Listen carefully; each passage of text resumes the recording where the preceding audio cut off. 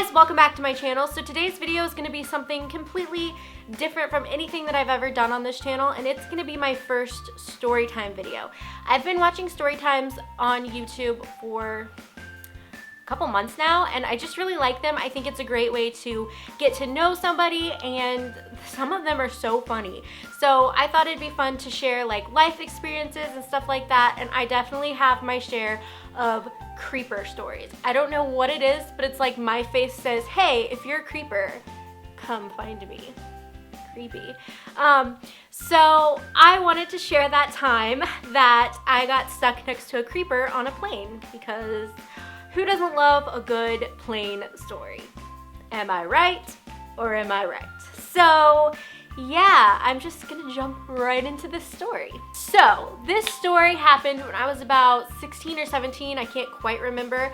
So it's been about 10 years ago, and yes, I know I just completely blew your mind if you have never watched my videos before, but I am almost 27, so I know.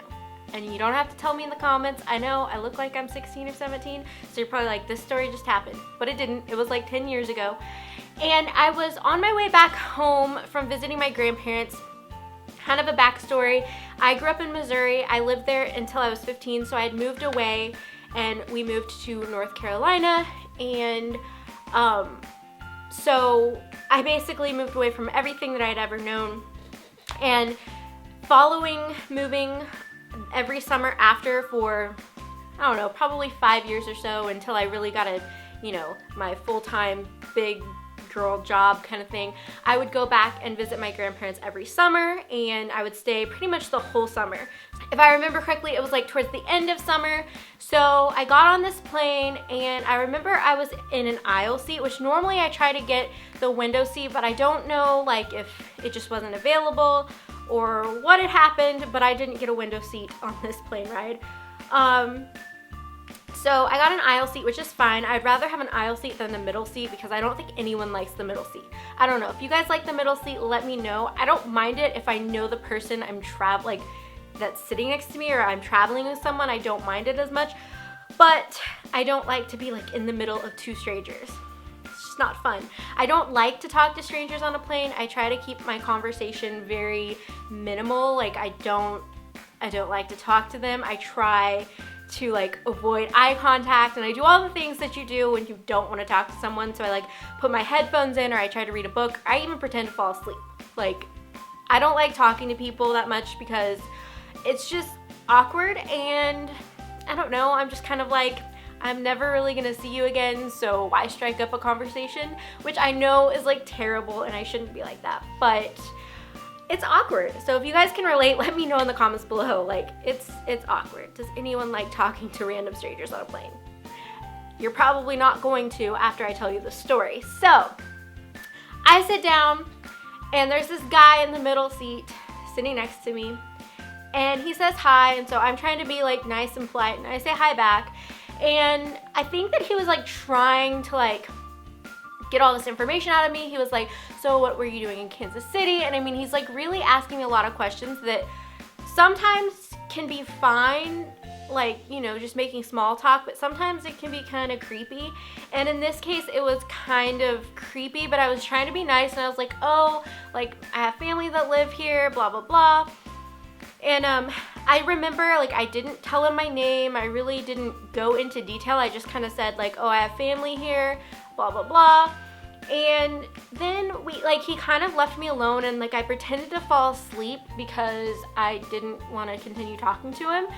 And I remember I had my plane ticket, and I think it was like in a book, and I put my book like in the like pocket in front of you, you know? And so I'll explain why I needed to tell that piece of detail in a minute. But so I pretended to fall asleep, and I think I had like my headphones in too, so I was like listening to music, and I just kind of like kept my eyes closed because I didn't want it to look like I was awake, because then he would start talking to me again. So it came around to like, you know, this was probably a couple hour like of flight time, because it was from Kansas City to Atlanta. And So I remember they came on and they're like, hey, we're gonna be landing in a few minutes, so put up your electronics and whatnot. And I think at that time, like, you still weren't allowed to have your music on whenever you were landing. It was a while ago, so you couldn't even have your phone on in airplane mode because it was like before all that happened, like where you could do that now. So anyway, I had to turn off my electronics. So I couldn't listen to music anymore, and I obviously couldn't pretend that I was asleep since I just woke up and turned my iPod off. So I just kind of tried to sit there and be kind of like la la la, whatever. And he started talking to me again, which normally I try to just be nice and whatever, but then he started to be all really, really creepy. So he started off talking about how if I was ever in Atlanta, I should look him up and hang out with him. And I'm like, dude, I don't even know you. I literally don't even know your name. I don't care. You're 10 years older than I am, and this is creepy. And so he just made this big production about it, and he was like, yeah, look me up when next time you're in Atlanta, and blah, blah, blah, blah, blah, blah, blah. And I was just like, who are you? What? And so I was kind of creeped out by that. I mean, I was 16 or 17 traveling by myself. I was kind of creeped out by that. But I was just kind of okay, at least I knew he was stopping in Atlanta because he had mentioned that he lived there. So I knew that he wasn't going to get on the next flight to North Carolina with me. So I was like, okay, that's really creepy, but at least I'm getting off the plane and going, So I get off the plane and I start to call my mom because I'm kind of creeped out, but I also wanted to let her know that I had landed safely and that I was going to my connecting flight. So we're walking off of the plane and, down the little, whatchamacallit, what are those things? The tunnel thing. What is it called? Why can I not think of this? You guys know what I'm talking about if you've ever flown, but the little walkway, back into the airport. So I'm calling my mom, and this guy walks past me, and I'm like, thank goodness I'm away from him. Life is great now. He turns around and says, have a good day, Rachel. I didn't tell him my name. I was so freaked out. I was like, I was so creeped out. And I went over this so many times in my head. I was like, did I say my name? And it was really, really creepy. It wasn't necessarily creepy. If I had told him my name, it would have just been okay, other than his creepy, let's hang out if you're ever in Atlanta.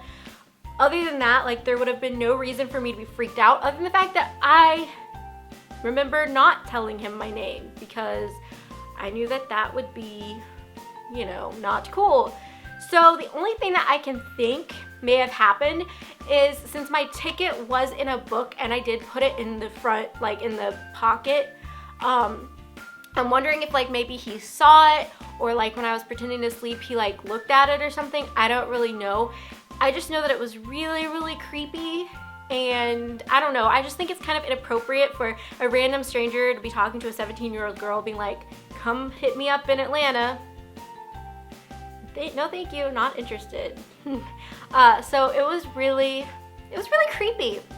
That was my really creepy story of how I got stuck by a creeper. And some of you may not think it's that creepy, but I mean, looking back to me, it's just funny now, but in the situation, it was really creepy because it was he just kept trying to talk to me about things and I didn't feel comfortable talking. And so I kept my answers really short and simple and not like I said, not giving away any personal information.